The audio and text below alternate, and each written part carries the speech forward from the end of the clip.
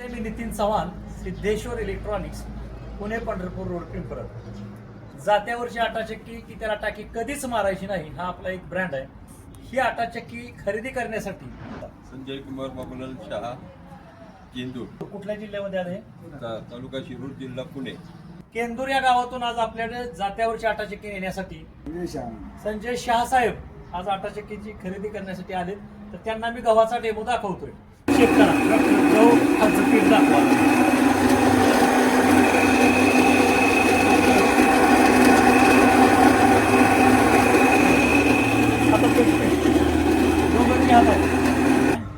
तुम्हाला पीठ कसं वाटलं? इतक्या लांबून आला, जात्यावरच्या पिठाची क्वालिटी आवडली का?